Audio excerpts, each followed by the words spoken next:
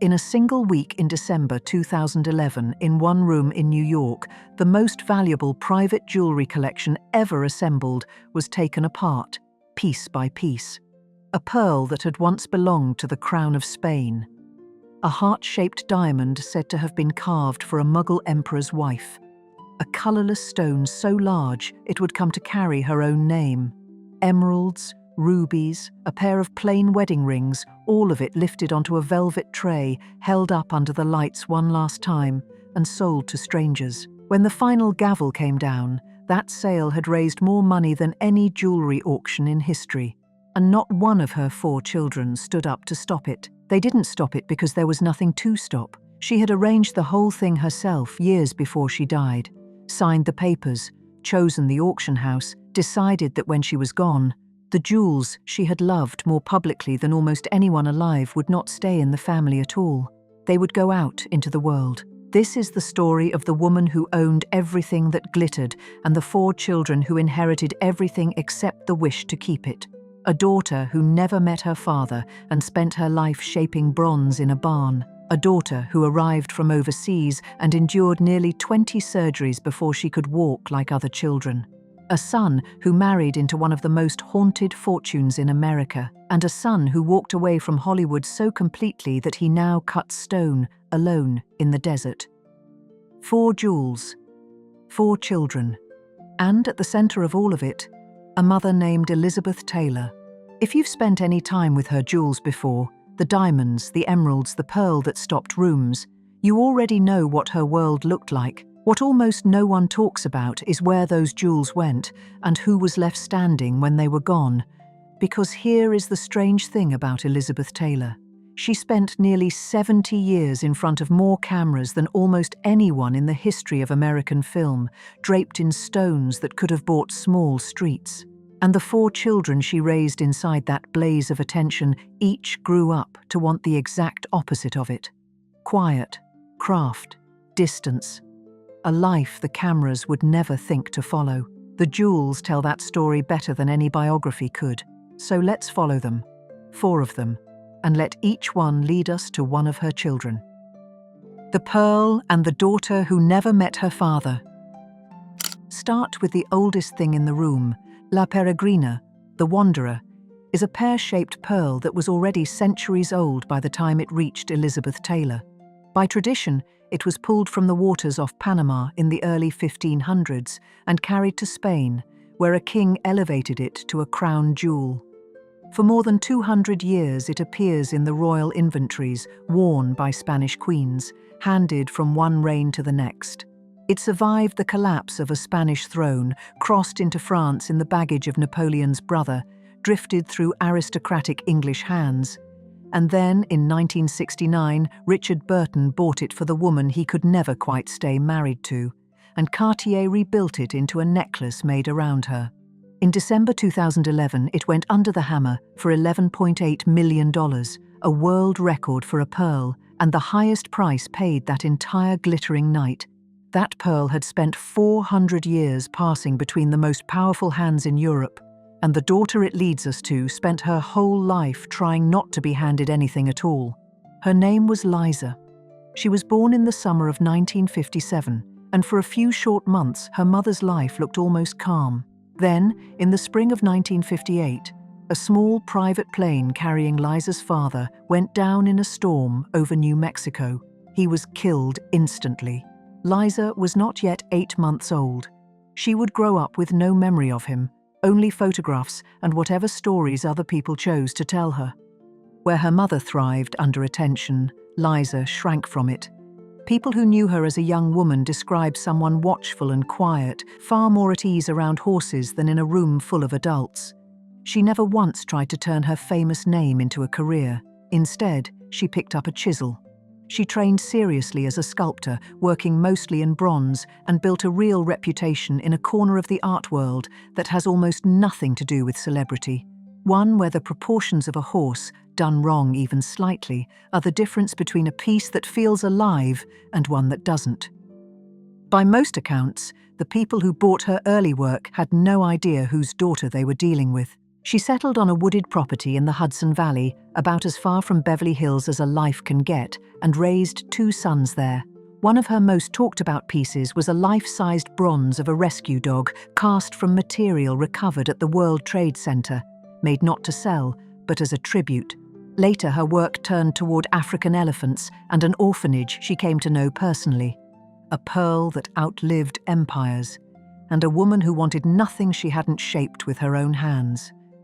But as quiet as Liza's story is, it isn't the one that involved the most suffering. That belongs to a daughter who came into the family a few years later, from a country still rebuilding after a war. A girl who for a long stretch of her childhood doctors weren't sure would ever walk the way other children did. The diamond of devotion and the girl from Munich. The second jewel is a diamond shaped like a heart.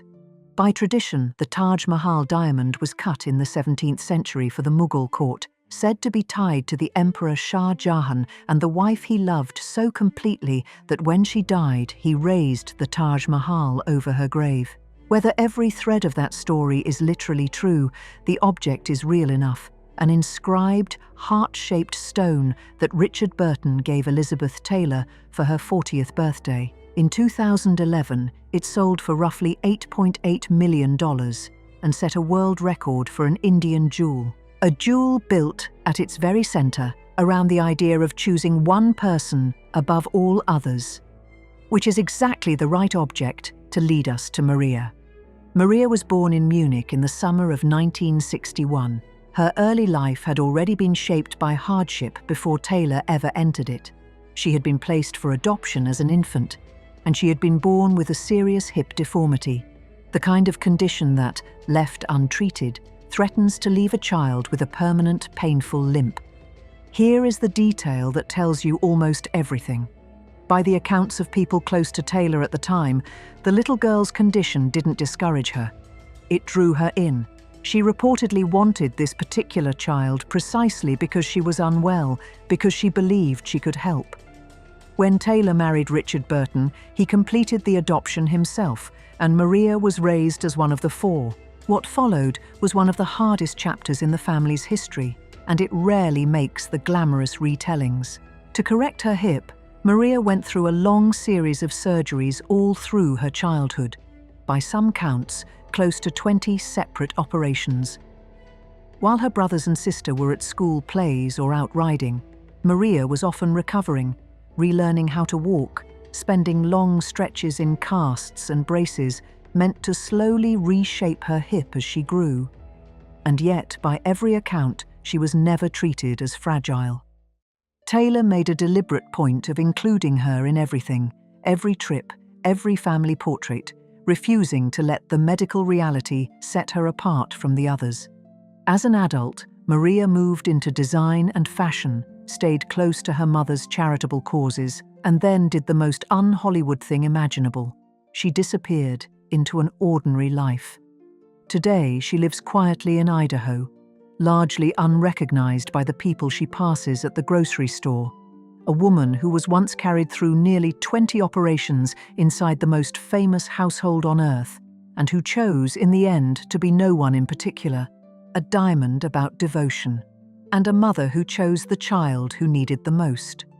That diamond of devotion, though, had a kind of twin waiting later in the same sale, a stone that didn't borrow a dead emperor's name, but carried Elizabeth Taylor's own, and the son it belongs to married into a fortune so vast and so shadowed by tragedy that the family name still makes people flinch.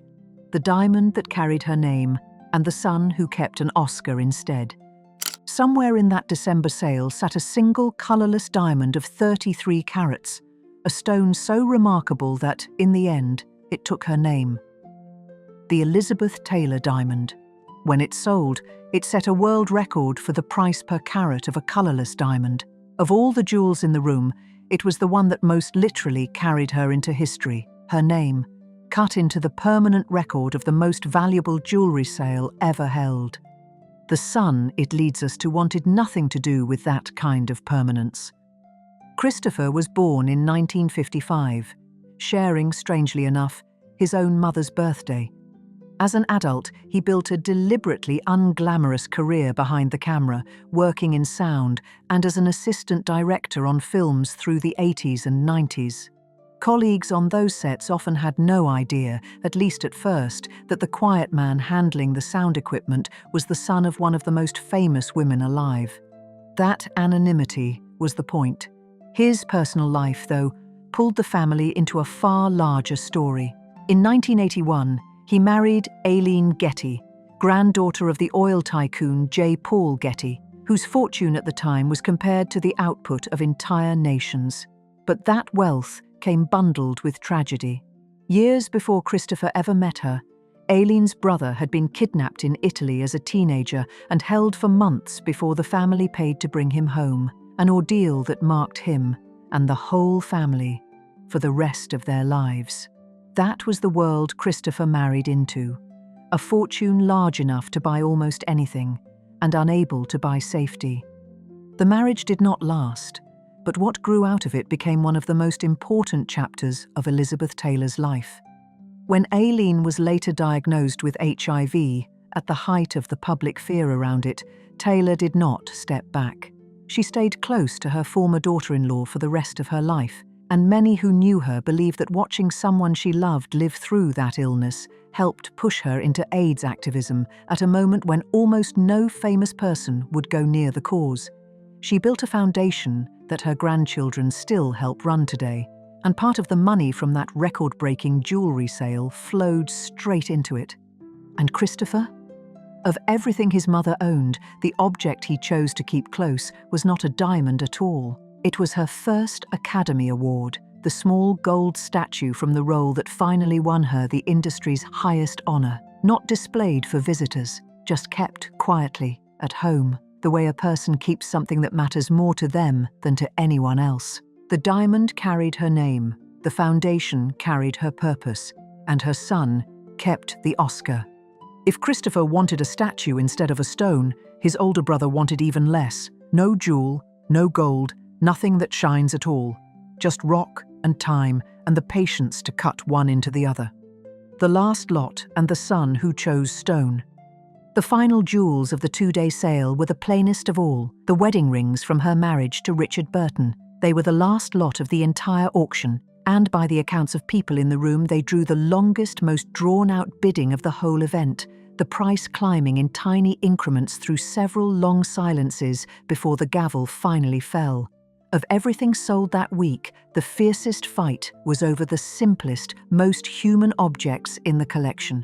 The son that finale leads us to spent his whole adult life walking away from exactly that kind of noise. Michael was her firstborn, arriving in early 1953. Like his brother, he made a brief childhood appearance on screen, and for a stretch of years he pursued acting more seriously than any of his siblings, landing roles on daytime soap operas through the 1980s. For a while, it looked like the eldest son might carve out his own corner of the family business. Then he did something almost no one expected. In the 1970s, the eldest son of one of the wealthiest, most photographed women on the planet went to live on a commune, raising a young daughter far from the housekeepers and bodyguards and household staff he'd grown up around. It was about as complete a rejection of the Hollywood machine as a person could make, and by every account, his mother never held it against him. She visited when she could, and never once suggested he owed her a more conventional life. Eventually, he found the thing he would keep. In 1991, he moved to Santa Fe and became a stone sculptor, carving slow, flowing shapes out of marble and limestone, drawing on the shapes the desert around him made on its own. It is a discipline that offers none of the instant visibility that came so naturally to his mother. A film reaches its audience the night it's released. A stone sculpture takes months of patient physical work, with no undoing a wrong cut once the stone is gone, and no guarantee anyone beyond a few gallery visitors will ever see it. That slowness, by his own account, is exactly what drew him to it. He is still working today, showing pieces in galleries in New Mexico and Los Angeles, now in his early 70s. The loudest bidding war in the room, and the son who chose the quietest craft on earth. 4 jewels, 4 children, and one decision that none of the four of them ever actually made. Where they all stand now. Because that is the part most people get wrong. It's easy to assume the jewels left the family because the children let them go, that they sold off their mother's legacy or drifted away from it. They didn't. Elizabeth Taylor made that choice herself, years before her death in March of 2011 at the age of 79. She had arranged, in her own lifetime, for the collection to be sold once she was gone, with the proceeds flowing to her family and to the AIDS Foundation she had built. One of her sons later said he believed she would have been happy knowing her jewels would go on to be loved by the people who bought them. Sit with what that means. The dispersal wasn't the family being stripped of her jewels. It was Elizabeth Taylor, one last time, doing the thing she had always done, letting go, on purpose, sending something beautiful out into the world rather than locking it away. And the children kept the quiet things instead, a chisel and a barn full of bronze horses, a private life in Idaho, a single gold Oscar on a shelf at home, a studio full of half-finished stone in the New Mexico desert. Between them, they gave her 10 grandchildren, several of whom still carry her causes forward directly. The foundation, the research, the work she began when the rest of the world was still looking away.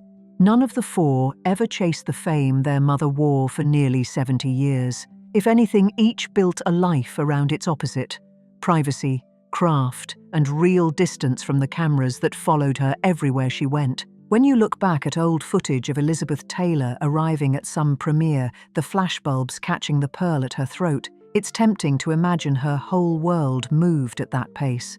But somewhere behind that image, 4 children were doing homework, healing from surgeries, arguing with one another, and quietly deciding, each in their own time, exactly how much of that glittering world they wanted to carry forward.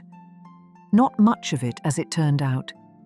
Elizabeth Taylor spent her life in front of more cameras than almost anyone who ever lived, wearing jewels that had passed through the hands of kings. Her 4 children spent theirs, for the most part, deliberately out of the frame. And maybe, given everything each of them lived through to get there, that quiet was the most valuable thing she ever left behind, worth more in the end than the pearl. If you enjoyed this story, take a moment to like and subscribe so you never miss the next one.